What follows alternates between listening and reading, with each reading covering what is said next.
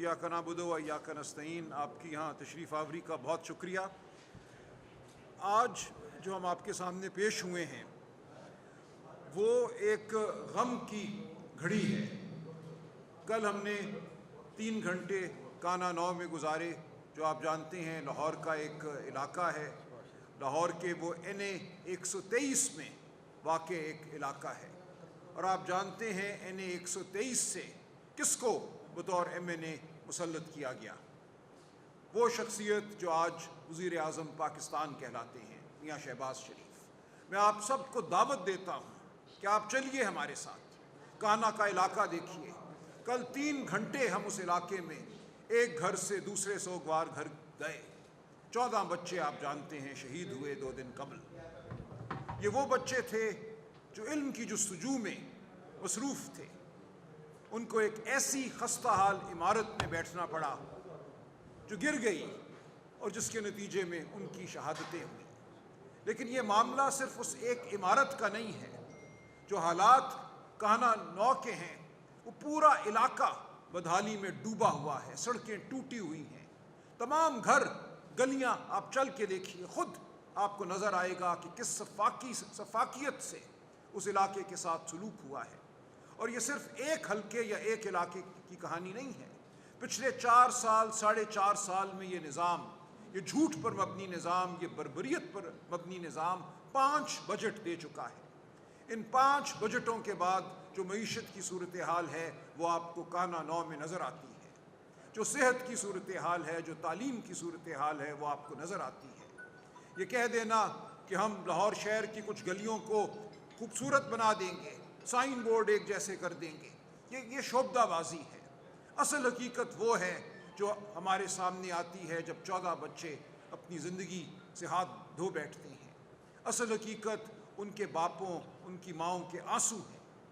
तो मैं आपके सामने पाकिस्तान तहरीक इंसाफ की जानिब से इस गम की घड़ी में गम का इजहार तो करता ही हूँ, लेकिन ये ऐलान भी करता हूँ कि पाकिस्तान तहरीक इंसाफ एक सियासी कुव्वत नहीं, एक समाजी कुव्वत भी है। हम पाकिस्तान के हर खित्ते में, हर गली में, हर सोगवार ख़ानदान के साथ खड़े हैं। हर उस ख़ानदान के साथ खड़े हैं जिसके बच्चों को तालीम मैसर नहीं है, जिसके बच्चों को सेहत मैसर नहीं है। और याद रहे, 5 बजट एक बहुत लंबा अरसा होता है। कहाँ गए वो बुलंद बांग दावे कि हमने मईशत का रुख फेर दिया है, मुल्क में अब तरक्की और फरावानी होगी। आज ये मुल्क अपनी तारीख के बदतरीन दौर से गुजर रहा है। ना इंसानी हुकूक आपको और मुझे हासिल है। आप बोलें तो आप उठा लिए जाते हैं, आप लिखें तो आपको नौकरी से निकाल दिया जाता है। हम कोई बात करें तो हमें उकूबत खानों में डाला जाता है, दहशतगर्दी के हम पे मुकदमे बनाए जाते हैं। और इस सब के बाद सूरत हाल ये है कि आज पाकिस्तान में 15 साल की उम्र के 40% बच्चे स्टंटेड हैं, यानी कि उनके दिमाग और उनके जिस्म उनकी उम्र के लिहाज से कमतर हैं, और तमाम उम्र वो मुकाबले की दौड़ में पीछे रहेंगे। आज ये सूरत हाल है, ये सूरत हाल है कि 40% बच्चे 15 साल की उम्र में किसी स्कूल, मदरसे, वोकेशनल ट्रेनिंग इंस्टीट्यूट कहीं भी नहीं जाते। तो ये है आज पाकिस्तान की असल सूरत हाल। ये कहना कि हमने मईशत का रुख मोड़ दिया है, झूठ है। आपने सिर्फ गिड़गिड़ा कर, कासा सामने रख कर कुछ भीख हासिल की है और कुछ भी हासिल नहीं किया। और आज जो वर्ल्ड बैंक की रिपोर्ट सामने आई है, जो मईशत की सूरत हाल ये रिपोर्ट बताती है, वो हम सब के लिए बाइस तशवीश भी है और बाइस शर्म भी है। वर्ल्ड बैंक ने आज ये लिखा है कि वफाकी हुकूमत के अखराजात बेजा हैं। वफाकी हुकूमत को 18वीं तरमीम के बाद जो अखराजात कम करने चाहिए थे, जो वजारतें सूबों को मुंतकिल हो गई, उन वजारतों में इजाफा हुआ है, कमी नहीं हुई। उन वजारतों में भर्तियाँ ज़्यादा की गई हैं, उन वजारतों में ख़र्चा ज़्यादा किया गया है। हालांकि 8वीं तरमीम के बाद, 18वीं तरमीम के बाद ये तमाम मामले जो थे, सेहत का मामला, तालीम का मामला, ये सूबों को मुंतकिल हो चुके थे। तो आज सूबों से पैसा वापस मांगा जा रहा है। वर्ल्ड बैंक की रिपोर्ट बताती है कि 804 अरब रुपया 2 सूबों ने, पंजाब और सिंध ने, वफाकी हुकूमत को दिया है अपने 2026 के बजट में। खैबर पख्तूनख्वा ने ऐसा नहीं किया। खैबर पख्तूनख्वा अपने सूबे की आवाम की सेहत اور تعلیم کی ضامن ہے، وہ صوبے کے عوام کے ساتھ کھڑی ہے، لیکن پنجاب میں اور سندھ میں یہ رقم وفاق کو دے دی گئی۔ اور کس کام کے لیے؟ وفاق جو قرضے لیتا ہے، پچھلے 4-4.5 سال میں جو قرضے وفاقی حکومت نے لیے ہیں وہ پچھلے 74 سال کے قرضوں کے برابر ہیں، اور ان قرضوں پر جو سود اور سود پر جو سود دیا جا رہا ہے وہ دینے کے لیے صوبوں سے پیسے لیے جا رہے ہیں۔ اور ہر وہ روپیہ جو کسی صوبے سے لیا جاتا ہے اس کے نتیجے میں کسی غریب کے بچے کو صحت نہیں ملتی، تعلیم نہیں ملتی۔ یہ غریب کے بچوں کی صحت اور تعلیم کا پیسہ ہے جو وفاق آج لوٹ رہا ہے صوبوں سے۔ تو یہ ہے ہماری معیشت کی اصل صورتحال۔ لوگ آتے ہیں ٹی وی پہ، لمبے لمبے مکالمے ہوتے ہیں، فلاں ٹیکس پرسنٹیج یہ ہو گئی، فلاں ٹیکس ہم نے بڑھا دیا، فلاں ہم نے کم کر دیا۔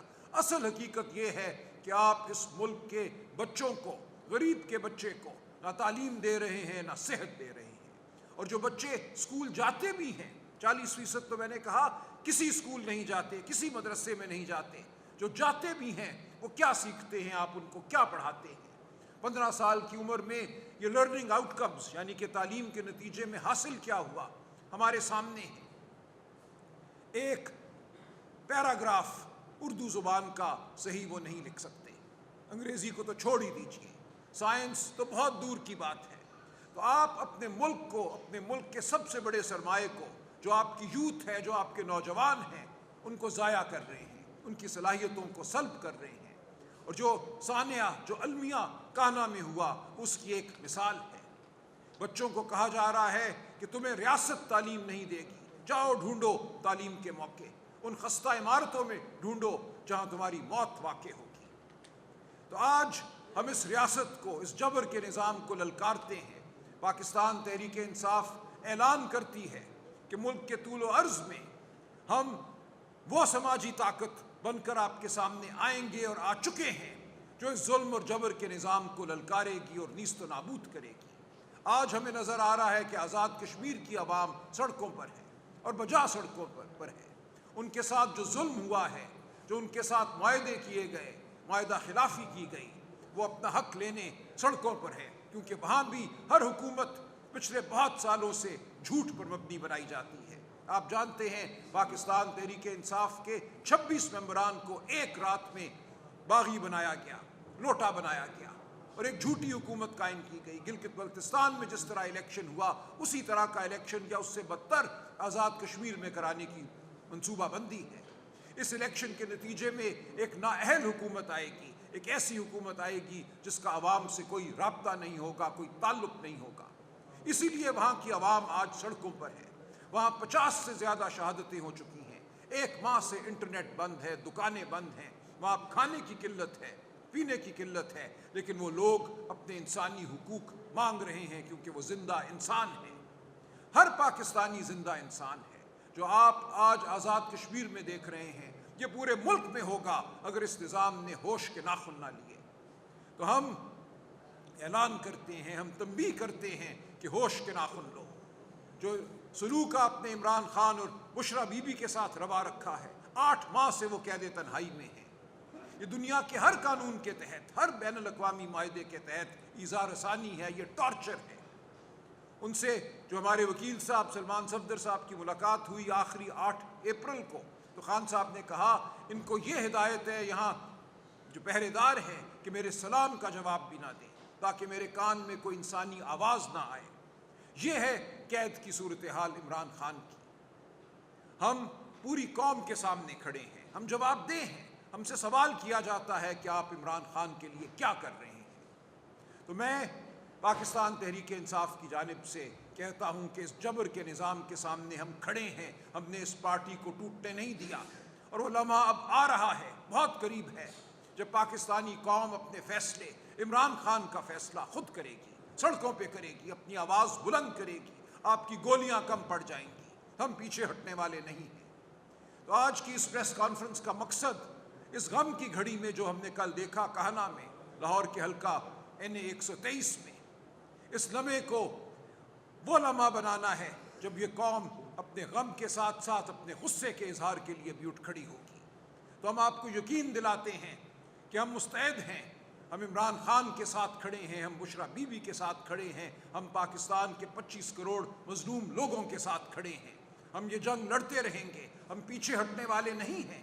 میرے ساتھ بیٹھے میرے تمام رفقا ہیں، یا جو بیٹھے ہیں یہاں پہ، میاں اکرم عثمان صدر لاہور، اشرف گجر صاحب، ان کے ساتھ بیٹھے حافظ ذیشان صاحب، میاں ہارون اکبر صاحب، ہمارے فیاض صاحب، حافظ فیاض صاحب، ان سب نے جو جبر جھیلا ہے، ان کے گھر توڑے گئے ہیں، ان کو ناحق قید میں رکھا گیا ہے، ان کے بچوں کے ساتھ بدسلوکی ہوئی ہے، بیویوں کے ساتھ بدسلوکی ہوئی ہے، لیکن یہ سینہ تان کر آپ کے سامنے بیٹھے ہیں اور بیٹھے رہیں گے اور چلتے رہیں گے اور کھڑے رہیں گے۔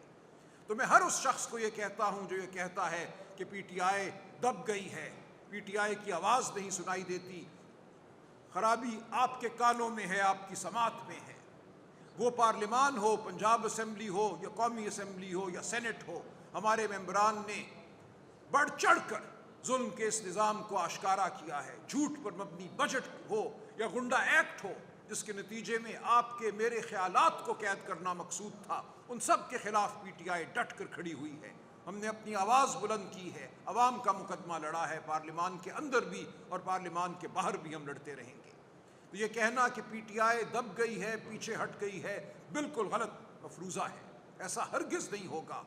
ہم وعدہ کر کے بیٹھے ہیں پاکستانی قوم کے ساتھ، اپنی زندگیاں، اپنی عام زندگی کو ہم پیچھے چھوڑ کر آئے ہیں۔ ہم نے ایک فیصلہ کر لیا ہے کہ یہ جنگ ہم نے لڑنی ہے، کہ کچھ بھی ہمارے سامنے میں مشکلات حائل ہوں ہمارے راستے میں، یہ جنگ ہم لڑیں گے، اور فتح ہمارا مقدر ہے، پاکستانی قوم کا مقدر ہے۔ تو میں آپ سب سے یہی کہتا ہوں کہ آپ ہماری آواز بنے رہیے، آپ سچ کی آواز بنے رہیے، تمام تر جبر کے باوجود، سینسرشپ کے باوجود، نوکریوں کو خطرے کے باوجود آپ حق کی بات کرتے رہیے، اور جو جھوٹ پھیلایا جاتا ہے اس کا ذریعہ آپ ہرگز نہ بنیے۔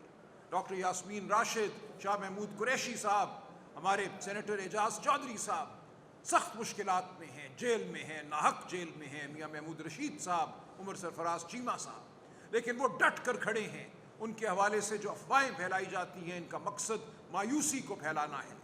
ڈاکٹر یاسمین راشد بزرگ ہیں، لیکن ان کا عزم جوان ہے، ان کی صحت بالکل بحال ہے، اس حوالے سے تمام تر جھوٹ کو ہم رد کرتے ہیں۔ اسی طرح شاہ محمود قریشی صاحب 70 سال سے آگے بڑھ چکے ہیں، لیکن آج بھی وہ توانا ہیں اور پاکستانی قوم کے ساتھ پاکستان کا مقدمہ لڑنے کے لیے بے چین ہیں۔ تو بالکل آپ کان نہ دھریے ان افواہوں پر جو پھیلائی جاتی ہیں، جن کا مقصد صرف یہ ہے کہ پی ٹی آئی کو ایک منتشر جماعت دکھایا جائے، پی ٹی آئی کے لیڈران کو کمزور دکھایا جائے۔ ایسا کچھ بھی نہیں ہے، یہ جماعت پہلے سے زیادہ مضبوط ہے۔ جو جبر اور جو ظلم ہم نے سہا ہے، ہم سب پر 20 دہشت گردی کے مقدمات ہیں، ہم سب کو یہ کہا جاتا ہے کہ پرسوں جو تمہاری بیل ہے وہ نہیں ملے گی، تمہیں قید کر لیا جائے گا، لیکن ہم بولتے رہیں گے، ہماری زبان آزاد ہے، ہمارے ذہن آزاد ہے، ہماری روح آزاد ہے۔ میاں صاحب آپ کچھ فرمائیے گا۔ بسم اللہ الرحمن الرحیم۔ جی بہت شکریہ آپ تمام دوستوں کا۔ کل جو سانحہ ہوا اس پہ دل بہت دکھی ہے، افسردہ ہے۔ ایک ہی گھر کے 3 معصوم، 2 معصوم بچے دنیا سے چلے گئے، قیامت ہے ان کے لیے۔ یہ ہمارا بیٹھنا، یہاں پر آپ سے بات کرنا، آپ کے کافی کیمرہ مین بھی وہاں تھے، جو حالات تھے، وزیر اعظم پاکستان کا حلقہ ہو، اتنے برے حالات ہوں وہاں پر، شرم آئی ہمیں وہاں پر جا کر، دکھ ہوا ہمیں جا کر، اور یہ بھی سن کر کے جہاز کے اوپر کہتے ہیں بھائی خرید لیا، بھائی 1 ارب روپیہ بھی اگر اس حلقے میں لگا دیں تو اس یہ نہ یہ حادثہ ہوتا، نہ یہ وہاں کے جو لوگ ہیں وہ اپنی بنیادی جو سہولتوں سے محروم رہتے۔ بے شرمی کا عالم یہ ہے کہ کھڑے ہو کے کہہ دیتے ہیں لے لیا جہاز۔ بھائی یہ عالم ہے اس حکومت کا، ان کی عیاشیاں دیکھیں اور ان کی جو ہے نیچے حالات دیکھیں، اور یہ حادثہ کسی کے ساتھ بھی ہو سکتا ہے، اللہ رحم کرے۔ سب بچے سب کے سانجے ہوتے ہیں، پھول جیسے بچے تھے، ان کے والدین کے ہوش نہیں تھے، ان کو کوئی سمجھ نہیں آتی قیامت اور سے زیادہ کیا ہو سکتی ہے ایک گھر کے لیے۔ اللہ معاف کرے، اب ہم سب کے بچے ہیں یہاں پر، کسی کے ساتھ حادثہ ہو جائے تو اس پہ کیا بیتی ہے صرف وہی جانتا ہے۔ تو یہاں پر ہم اس لیے بیٹھے ہیں کہ یہ حالات صرف ہمارے خاموشی کی وجہ سے ہے۔ اگر ہم نہیں نکلیں گے تو یہ جہاز کیا، یہ راکٹ بھی بنا کے جو ہے نا دنیا سے نکل جائیں گے، تو ہم یہاں پہ مرتے رہیں گے، ہمارے بچے مرتے رہیں گے۔ اس کے بعد جو پروپیگنڈا کرتے ہیں یہ لوگ، انتہائی بے شرمی کی بات ہے کہ کسی کی صحت کے متعلق ایسی بات بتانا، یہ اللہ کے کام ہے. جو منہ سے بات نکالے گا وہ اس کے اوپر بھی آ سکتی ہے. کسی کے اگلے منٹ کا پتہ نہیں ہے کہ آپ لوگوں نے کسی کے متعلق، اور یہ سرکاری پیجوں پہ ہوتا رہا ہے، سوشل میڈیا کے سرکاری پیجوں پہ یہ کام چلتے رہے ہیں کہ ان کے متعلق جو ہے نا جھوٹی خبریں پھیلاتے رہے ہیں.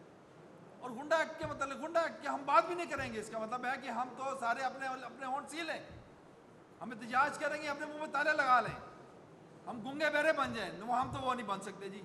ہم جو یہ سب لوگ بیٹھے ہیں، ہم ظلم سہ کے بیٹھے ہیں اور آگے بھی تیار ہیں. ہم اپنی آواز اٹھاتے رہیں گے، بات کرتے رہیں گے اور اس پاکستانی قوم کے لیے اور اس کی آواز بنتے رہیں گے. بہت شکریہ. بہت شکریہ جی.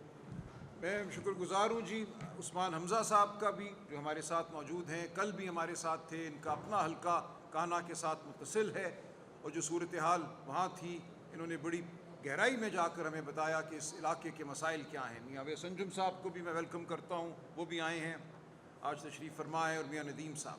اب کوئی آپ کے سوالات ہوں تو ہم لینے کے لیے تیار ہیں.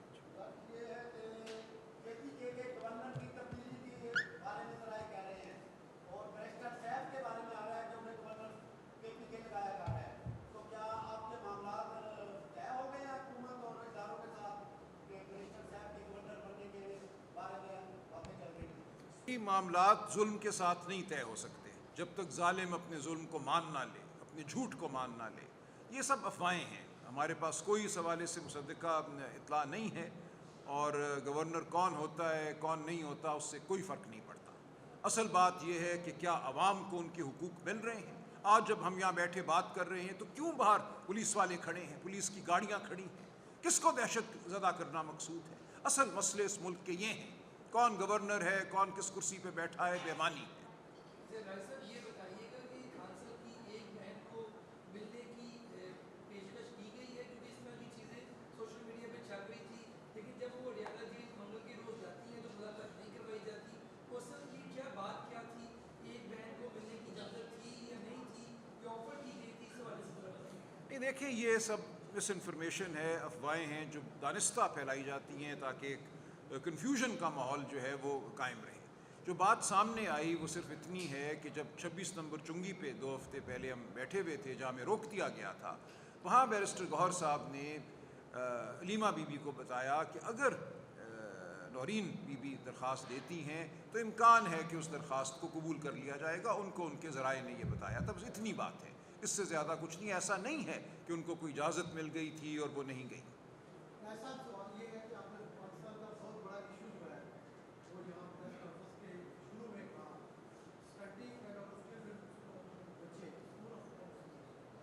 اچھا، پاکستان کی تو آپ نے بتائی 40% اسٹڈی، تو کے پی کے جو ورلڈ ڈسٹرکٹ ہے، ورلڈ بینک وہی جس کا آپ نے نام لیا، وہ کہتا ہے وہاں 48.3%، اور وہی ورلڈ بینک کہتے ہیں کہ وہ اسکول چلڈرن جو ہے وہ بھی 46%، جہاں اوور نیشنل ایوریج 34%. میں عرض کرتا ہوں، جہاں آپ کی حکومت رہی ہے وہاں پہ تو پاکستان کی نیشنل ایوریج سے بہت بری حالت ہے. Number 1 and the second question is that جس ورلڈ بینک کا آپ نے ذکر کیا این ایف سی کا، تو این ایف سی میں آپ کا موقف پارٹی کا کیا ہے؟ کیا اسی طرح سے یہ فارمولہ رہنا چاہیے یا ریوائز ہو کے صوبوں کے ریسورسز فیڈرل میں جانا چاہیے؟ کیونکہ آپ کی گورنمنٹ جب تھی وہ بھی اسی طرح سے متاثر تھی، وہ بھی وہی کرتے دے رہی تھی، یہ حکومت بھی وہی جی. یہ بڑا آپ کا اہم سوال ہے جی.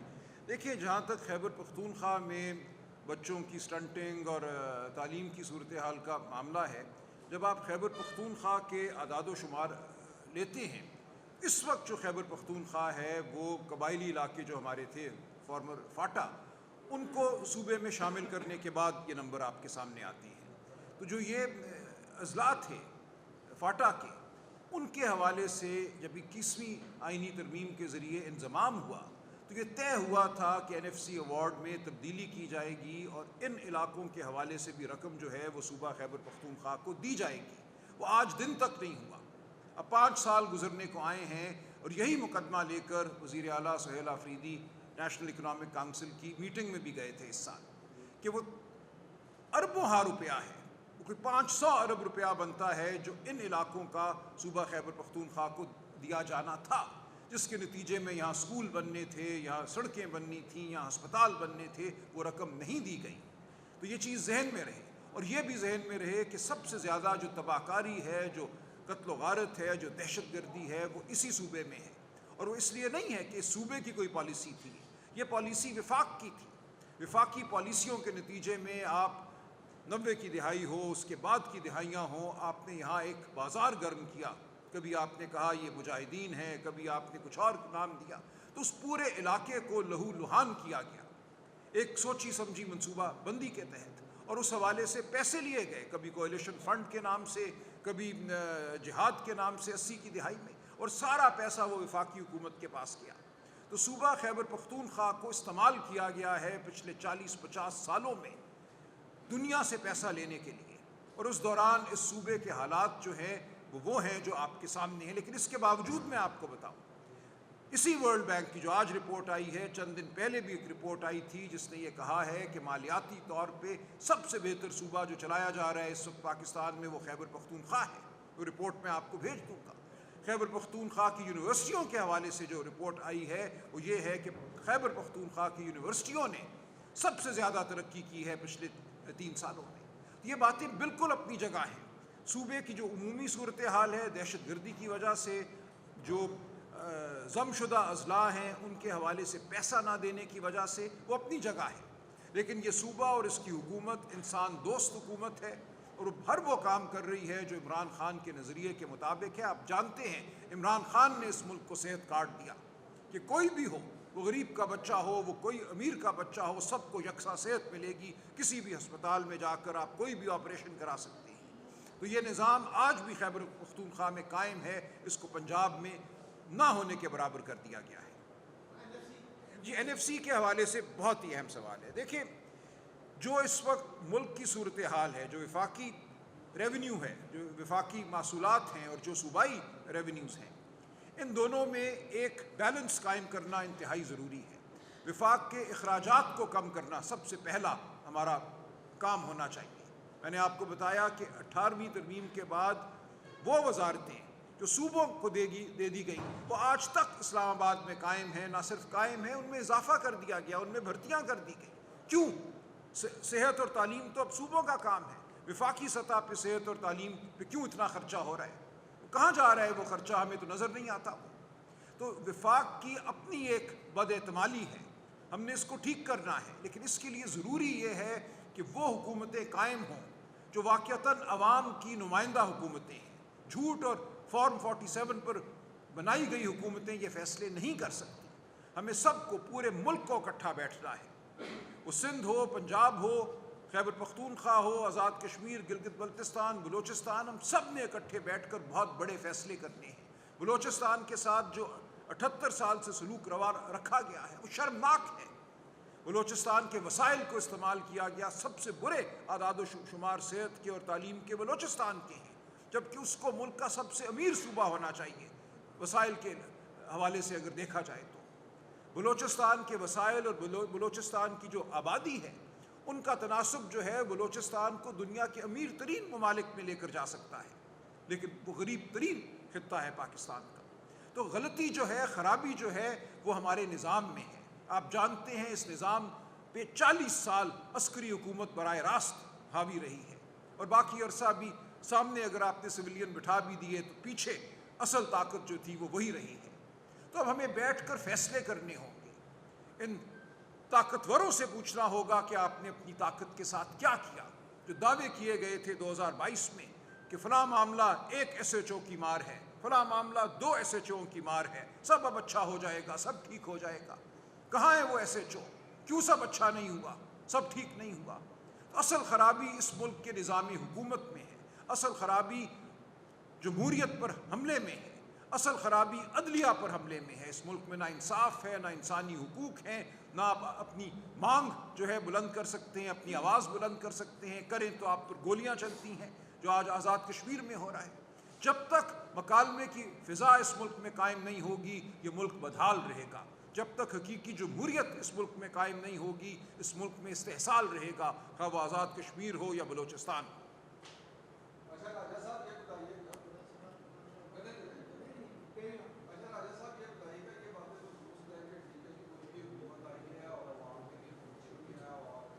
آپ نے اپنی خود ایک بات کی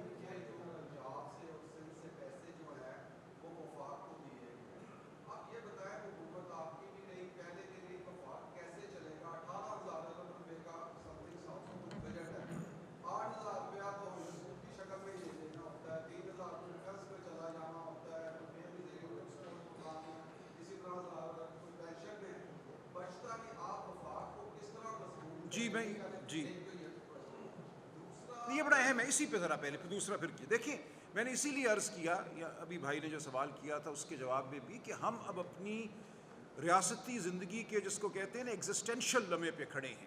یہ زندگی اور موت کا سوال اب بن چکا ہے یہ معاملہ، اور ان معاملات کو ٹھیک کرنے کے لیے آپ کو ضرورت ہے حقیقی نمائندوں کی جو مشکل فیصلے کر سکیں، جو وہ فیصلے کر سکیں جو ایک مصنوعی حکومت نہیں کر سکتی. آپ بالکل ٹھیک کہہ رہے ہیں کہ وفاقی حکومت اس وقت دیوالیہ ہو چکی ہے. وفاقی حکومت اتنا ٹیکس اکٹھا نہیں کر سکتی جو اس کے اخراجات ہیں، وہ پینشن ہو یا وہ سود ہو. پینشن اور سود ہی دینے کے بعد وفاقی حکومت کے پاس ڈیفنس کے لیے اور دیگر معاملات کے لیے بہت کم رقم بچتی ہے. تو اب اس پوری ریاست کی تشکیل نو کی ضرورت ہے، ایک نئے عمرانی معاہدے کی ضرورت ہے. ہم سب کو ٹھنڈے دل سے بیٹھ کر دیکھنا ہے کہ ہم یہ کہاں آ کھڑے ہوئے ہیں. تمام صوبوں کو آپ کو ساتھ لے کر چلنا ہے. آپ نے گولیاں نہیں چلانی، آپ نے وہ نہیں کرنا جو آزاد کشمیر میں ہو رہا ہے یا جو پنجاب میں ہو رہا ہے. تو یہ انتہائی سنجیدگی سے بطور پاکستانی میں یہ بات کر رہا ہوں کہ پاکستان کو اب ضرورت ہے کہ ہم سب سے پہلے پاکستانی بن کر بیٹھیں اور پاکستان کے لیے سوچیں کہ ہم کہاں کھڑے ہیں. کیا ہم پینشن بند کر سکتے ہیں؟ وہ بزرگ جنہوں نے 30-40 سال محنت کی، اپنی جوانیاں دی، آج ہم ان کو کہیں کہ تمہاری پینشن بند ہے، تم جاؤ بن جاؤ کسی کے دروازے کے سامنے پڑے بھکاری؟ یہ نہیں ہم کہہ سکتے.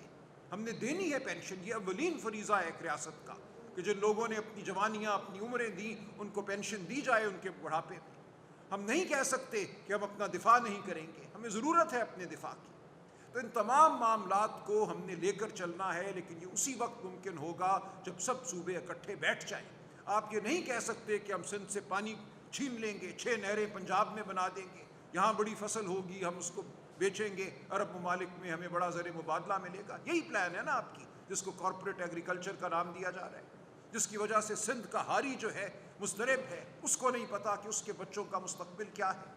تو ہمیں وہ حکومتیں چاہیے جن کے دل میں عوام کا درد ہو، غریب کا درد ہو، اور جو سب اکٹھے بیٹھ کر وہ فیصلے کریں جو غریب کے فیصلے ہیں، غریب کے حق کے فیصلے ہیں.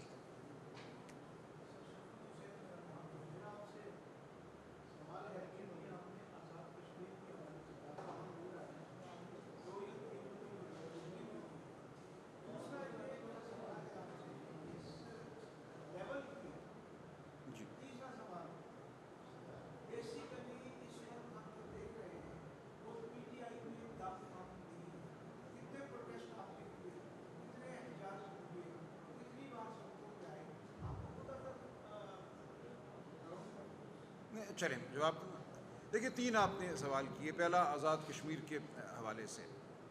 دیکھیں آپ نے کہا آزاد کشمیر میں آٹے کے تھیلے کی قیمت بہت کم ہے پنجاب سے اگر مقابلہ کریں. دیکھیں مسئلہ صرف معاشی نہیں ہوا کرتا، معاشی بھی ہے، میں آتا ہوں واپس اس طرف. مسئلہ انسانوں کا سیاسی حقوق بھی ہوا کرتا ہے، اور سب سے بڑھ کر ہوا کرتا ہے. عزت نفس سب سے بڑی چیز ہے. ہم یہ سمجھتے ہیں کہ الیکشن، اسمبلی کوئی فروئی باتیں ہیں، اس کو جس طرح مرضی کرا لو، جس طرح مرضی حکومت قائم کر دو. نہیں، اس کا تعلق براہ راست انسانوں کی انسانیت سے ہے. کیا میرے ووٹ کی تکریم ہوگی؟ اگر میرے ووٹ کی تکریم نہیں ہوتی تو وہ میری تکریم نہیں ہے، بطور انسان تکریم نہیں ہے. جب آپ کسی کا ووٹ چراتے ہیں تو آپ اس کو کہتے ہیں تو انسان نہیں ہے.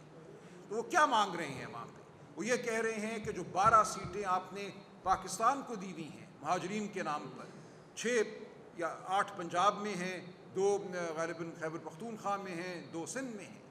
ان سیٹوں کو آپ استعمال کرتے ہیں آزاد کشمیر میں اپنی مرضی کی حکومت بنانے کے لیے.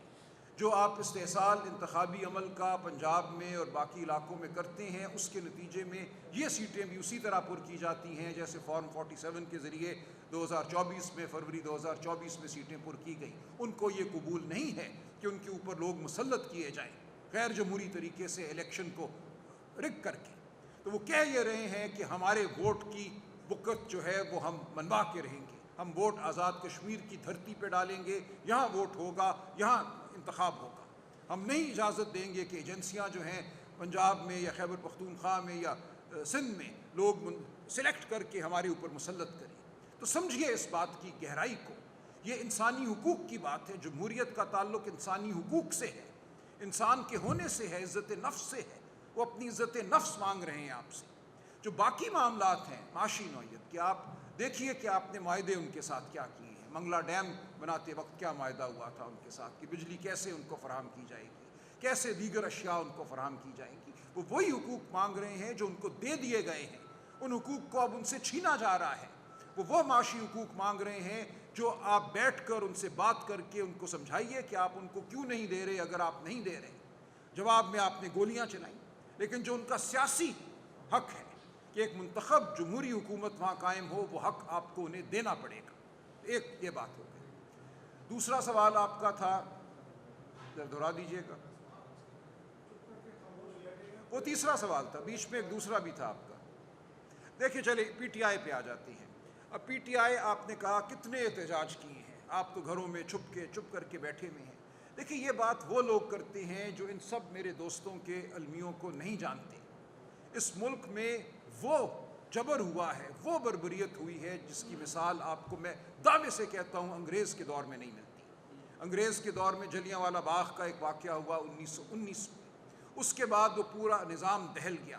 1919 سے لے کر سن 47 تک ہمارے بڑوں نے, ہمارے اسلاف نے ایک تحریک چلائی, آزادی کی تحریک چلائی. وہ سڑکوں پہ نکلتے تھے, وہ جلسے کرتے تھے, وہ جلوس کرتے تھے. مجھے بتائیے کتنوں پہ گولیاں چلی؟ جو 26 نومبر کو آپ نے سیدھی گولی چلائی, آپ نے مرید کے میں تحریک لبیک پہ گولی چلائی. جب امام خامنئی کی شہادت ہوئی, اسلام آباد میں گولی چلی, گلگت بلتستان میں گولی چلی, کراچی میں گولی چلی. یہ کام انگریز نے نہیں کیا تھا. وہ مانتا تھا لوگوں کے حق کو, سڑک پہ چلنے کے حق کو, آواز بلند کرنے کے حق کو, مل بیٹھنے کے حق کو. دنیا کی ہر بڑی ریولوشن, ہر بڑا انقلاب اس حق کے لیے ہوا ہے کہ ہم انسان ہیں, ہم آزاد ہیں, ہماری آواز سنو. وہ امریکہ کی تحریک آزادی ہو یا فرانس کی تحریک آزادی ہو, تھوڑا بہت ہم طالب علم ہیں ان چیزوں کے. ایک منٹ مجھے بات کرنے دیں. دیکھیں اس سب کے باوجود یہ سب دوست یہاں بیٹھے ہیں نا, بہت آسان تھا میرے لیے میں کہوں میں کارپوریٹ لا کا, کانسٹیٹیوشن کا بہت بڑا وکیل ہوں, میں اپنی وکالت ہی کروں گا, میں کیوں آؤں ادھر, بیٹھا رہوں گا, کروڑوں روپے کماؤں گا. کیوں ہم سب یہاں بیٹھے ہوئے ہیں, کیوں ہم للکار رہے ہیں اس نظام کو؟ للکارنا, آواز بلند کرنا. قائد اعظم نے, علامہ اقبال نے پھر کیا کیا؟ انہوں نے تو آواز ہی بلند کی نا. ایک نے شاعری میں, دوسرے نے اپنی تقریروں کے ذریعے. ڈنڈے لے کے تو کبھی قائد اعظم نے حملہ نہیں کیا تھا. ان کی آواز کو سنا گیا. عوام کی آواز کی طاقت ہوتی ہے, سچ کی طاقت ہوتی ہے. ہم اپنی آواز بلند کر رہے ہیں اور کرتے رہیں گے. آپ یہ چاہتے ہیں کہ ایک جتھا ہو, وہ جائے کسی چوک کی جانب جائے اور وہاں جا کے آگ لگا دے, ایسا ہم نہیں کریں گے. لیکن انقلاب اس ملک میں آئے گا. آپ دیکھیے آزاد کشمیر میں کیا ہوا. تمام سیاسی جماعتیں, تمام لیڈران دھرے کے دھرے رہ گئے اور لوگ خود آگے بڑھے, نئے لیڈر پیدا ہو گئے. تو یہاں بھی ہوگا. ہم پہ تو ان کی نگاہیں ہیں. ہم آتے ہیں تو یہاں گارڈ لگ جاتی ہے باہر, یہاں پہرے دار آ کے کھڑے ہو جاتے ہیں, بندوقیں تھامے. آج اس وقت باہر پولیس کھڑی ہے, ہمارے گھروں کے باہر کھڑی ہے. ہم نکلتے ہیں, ہمارے پیچھے ٹرک ہوتے ہیں, ڈالے ہوتی ہیں, ہمارے بچوں کو اٹھا لیا جاتا ہے, مارا پیٹا جاتا ہے, مقدمے نہیں بنائے جاتے. آپ یہ سب جانتے ہیں. 40-50 دن کے بعد جب کوئی برآمد ہوتا ہے کسی حکومت خانے سے, اس کی آنکھیں پتھرائی ہوئی ہوتی ہیں. ہمارے دیوان محی الدین صاحب کو اٹھا لیا گیا. کیوں؟ 3 سال کے بعد کہا گیا کہ ان کے لیے بھی, ان کا نام بھی ہم دے رہے ہیں 9 مئی کے مقدمے میں. 3 سال بعد ان کو یاد آئی, صرف اس لیے کہ وہ آزاد کشمیر کے الیکشن میں متحرک تھے. آپ کا دوسرا سوال یہی تھا کہ پہلے سے آپ نے کیسے اندازہ لگا لیا کہ آزاد کشمیر میں الیکشن. دیکھیں یہ کوئی ہم بچے نہیں ہیں, ہم بھگت چکے ہیں. ہم بھگت چکے ہیں 8 فروری 2024 کو, ہم بھگت چکے ہیں گلگت بلتستان کو. ہم جانتے ہیں اس وقت آزاد کشمیر میں کیا ہو رہا ہے, کس طرح کینڈیڈیٹس کو, کس طرح ووٹروں کو ڈرایا دھمکایا جا رہا ہے. گلگت بلتستان میں کیا ہوا. اس پورے ملک میں یہ سمجھ لیا گیا ہے کہ الیکشن صرف ایک کھیل ہے, ایک ڈھونگ ہے جو رچانا ہوتا ہے, ورنہ فیصلے تو کہیں اور ہو جاتے ہیں کہ کس کو منتخب کرنا ہے, کس کو گلگت بلتستان کی حکومت دینی ہے, کس کو آزاد کشمیر کی حکومت دینی ہے, کس کو وفاق کی حکومت دینی ہے. عوام کچھ بھی نہیں ہے, عوام کی آواز کچھ بھی نہیں ہے. عوام بس ایک مغز سے آری ریوڑ ہے. یہاں یہ سوچ لیا گیا, یہ سوچ ہے جو اس وقت اس ملک پر مسلط ہے. ان کو مارو, ان کو پیٹو, یہ خاموش ہو جائیں گے. ہم نہیں ہوئے خاموش. آپ ہماری آواز پہ توجہ دیجیے. آپ کو بہت جلد ہم سب جیلوں میں بھی نظر آئیں گے, سڑکوں پہ بھی نظر آئیں گے. میں آپ سے وعدہ کرتا ہوں, ہم میں سے کوئی ڈر کے پیچھے بیٹھنے والا نہیں. سب گزار کے آئیں. اکرم عثمان بیٹھے ہیں, 2 سال یہ ملٹری جیل میں گزار کے آئے ہیں. ان کے ساتھ ان کے بھائی بیٹھے ہیں, ہارون اکبر صاحب سال کے قریب یہ جیل کاٹ کر آئے. میں سب کی آپ کو گنوا سکتا ہوں جیلیں. تو آپ کیا بات کر رہے ہیں؟ یہ شریف لوگ ہیں, یہ عزت دار لوگ ہیں, ان کے گھر توڑے گئے ہیں, चादर चार दीवारी मस्मार की गई है, बच्चों पर हाथ उठे हैं, बच्चे लर्जे हैं खौफ से, ये सब कुछ झीला है। आप चले जाइए इचरा में, आपको गलियों की गलियां ऐसी मिलेंगी इस शहर में जहाँ एक घर ऐसा नहीं जिसको तोड़ा ना गया हो, दुकानें तोड़ी गई हैं, लोगों के रोजगार पर हमला किया गया है। ऐसी बदतरीन फस्तायत के बाद अगर आप ये कहें कि क्यों ये चंद लोग हर रोज सड़क पे आके गिरफ्तार नहीं होते, हो जाएंगे, और फिर कहा जाएगा ये नुमाइशी गिरफ्तारी है। देखो अब ये खामोश होकर बैठ गए। हम इसलिए यहाँ खड़े हैं कि हमारी आवाज़ बुलंद होती रहे, अवाम की आवाज़ बुलंद होती रहे, और जब वो लम्हा आएगा जेल भरने का, हम सब जेल भरेंगे, आप फिक्र मत कीजिए। Thank you sir. बहुत शुक्रिया।